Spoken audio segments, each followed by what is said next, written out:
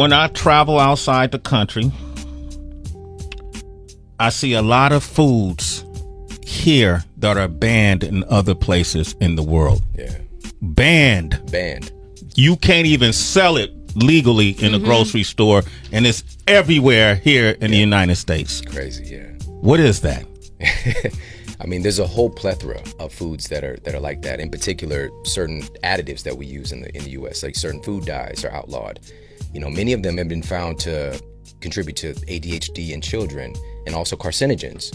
And also, there's this new category of contaminants that we have a lot of data on now called obesogens. All right, so these are obesity-causing agents. Have you guys talked about like the difference between ultra-processed food and processed food before? I was going to ask you that part too, but go for it. Yeah. All right, so humans have been processing foods forever, taking the olives and pressing the oil out, or coconuts pressing the oil out. So processing is not the issue. You can still tell where those foods came from.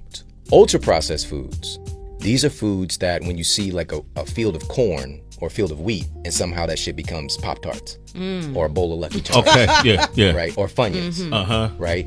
Why is our government allowing this to happen? An analysis that was published in the Journal of the American Medical Association looked at how this is happening. How can we go to Jack in the Box and get 2 for 99-cent tacos, but an avocado costs $3?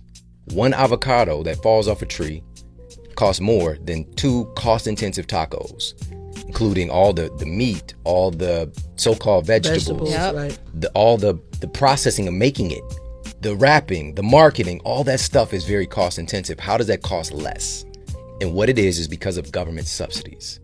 So this study found that the U.S. government had contributed about $200 billion over this 15-year time span to companies, processed food companies, essentially, that are making products that end up coming through the drive-through window and then processed foods. So genetically modified wheat, corn, soy, because when we go to the grocery store, it looks like a whole bunch of diversity, but it's a lot of that's made from the same shit.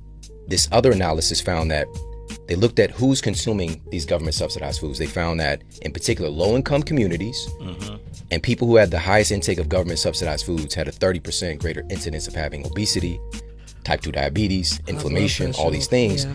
And then that by nature, and this is another one of the things that's proven in the science, when we reach these states, it's more difficult to make it out of poverty. And so it becomes this vicious circle. Yep. And so the truth is, the system that we have allowed to be built is profiting from our sickness. It's profiting from our ignorance. It's profiting from our pain.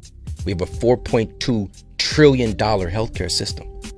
And we have the sickest nation in the history of humanity. Something's not adding up.